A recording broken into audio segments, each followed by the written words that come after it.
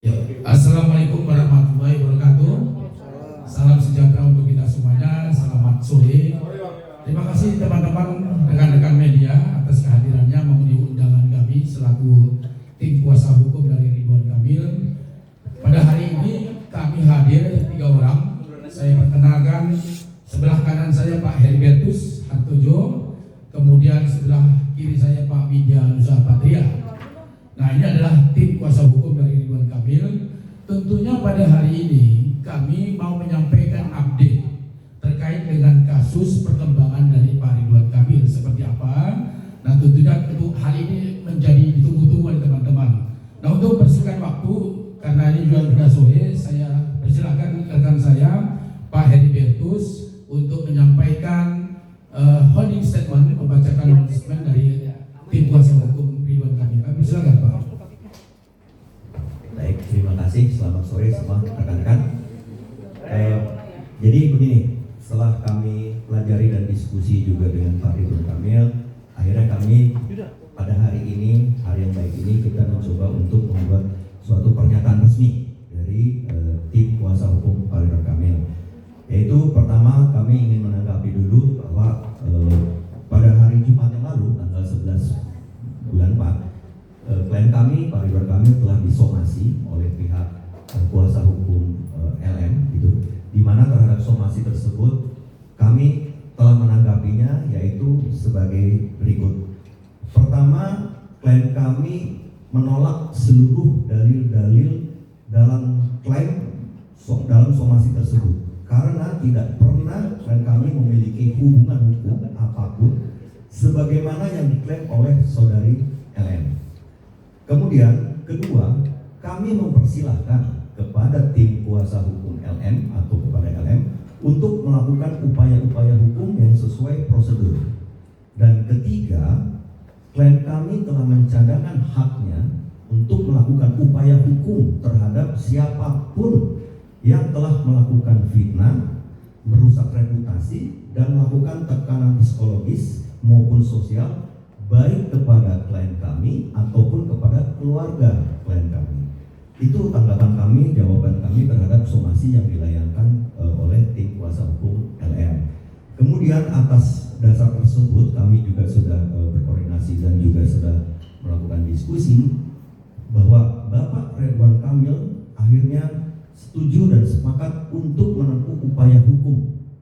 Dalam hal ini kami terus terang dengan Bapak Ridwan Kamil telah melakukan membuat laporan polisi dan pengaduan ke Mabes Polri, yaitu kami telah membuat laporan atas dugaan melakukan tindak pidana sebagaimana diatur dalam pasal 51 ayat 1, junto pasal 35 dan atau pasal 48 ayat 1 dan 2, junto pasal 32 ayat 1 dan 2, dan atau pasal 45 ayat 4, junto pasal 27A Undang-Undang Nomor 1 Tahun 2004 tentang transaksi dan elektronik ITE, informasi dan transaksi elektronik ITE, yang terjadi sejak bulan Maret 2025 terhadap seseorang yang secara melawan hukum dengan sengaja menyebarkan tuduhan atau klaim secara sepihak tanpa bukti hukum ke publik dan adanya pencemaran nama baik, di mana hal ini diduga dilakukan oleh saudari LM.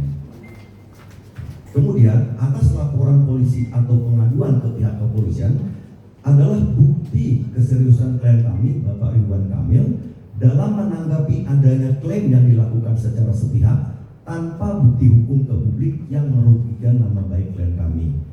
Dalam laporan polisi atau pengaduan kami telah melampirkan semua bukti-bukti, saksi-saksi untuk memperkuat dugaan tindak pidana yang dilaporkan klien kami ke Mabes Polri dan selanjutnya akan menjadi ranah penyidikan. Kemudian laporan polisi atau pengaduan ini merupakan bentuk perlindungan hukum terhadap integritas pribadi dan kehormatan klien kami, Bapak Ridwan Kamil, serta upaya untuk memastikan agar semua proses berjalan secara profesional, transparan, akuntabel, dan sesuai hukum yang berlaku.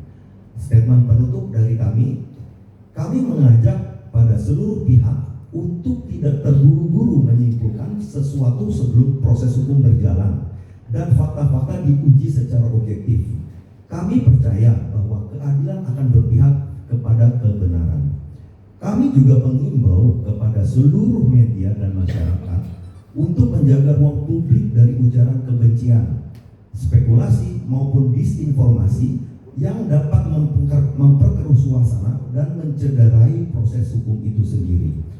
Kami berharap bahwa proses hukum ini akan mengakhiri seluruh polemik yang terjadi, dan kami meminta kepada siapapun untuk menghormati proses hukum yang sedang berjalan dengan segala konsekuensinya. Kami juga mengucapkan terima kasih dan penghormatan kepada seluruh pihak-pihak yang telah memberikan pendapat, komentar, unggahan apapun dalam bentuk media elektronik maupun media lainnya terhadap klien kami yang telah disampaikan dengan penuh tanggung jawab. Terima kasih, kami akan terus memberikan pembaruan kepada publik secara berkala dan bertanggung jawab. Jakarta 18 April 2025, Tim Kuasa Hukum Ridwan Kamil. Terima kasih. Mari saya kembalikan Pak. Ya, makasih teman rekan-rekan media semuanya. Jadi inti dari holding statementnya ada dua tadi disampaikan, bahwa kami sudah menjawab somasi, bahwa somasi sudah kami jawab, bahwa terkait dengan upaya hukum sudah dilakukan oleh Pak Ridwan Kamil, yakni melaporkan ke Barreskrim. Nah, untuk itu mohon mungkin bisa ditampilkan, ini adalah laporan polisi yang kami dampingi Pak Ridwan Kamil. Nah, jadi ini Pak Ridwan Kamil dengan saya, kami mendampingi beliau untuk membuat, karena ini semuanya adalah fakta, karena pendampingan beliau ini kami lakukan. Selanjutnya ini nomor polisi STPL. Nah, ini surat tanda terima laporan polisi bahwa benar Pak Ridwan Kamil sudah melaporkan ke Barreskrim. Secara hukum, tujuannya tentunya sebagaimana yang disampaikan dalam laporan, bahwa adanya dugaan tindak pidana diatur di dalam pasal 51, yaitu pasal 35, pasal 48, yaitu pasal 32, pasal 45 dan pasal 27A Undang-Undang Nomor 1 Tahun 2004 tentang ITE yang terjadi sejak bulan Maret di Kota Bandung, Provinsi Jawa Barat. Pelapor atas nama Muhammad Ridwan Kamil, terlapornya atas nama diduga inisialnya LM. Nah, untuk holding statement akan sampaikan nanti ke teman-teman semuanya terkait dengan holding statement. Saya kira itu yang bisa kami sampaikan terkait holding statement.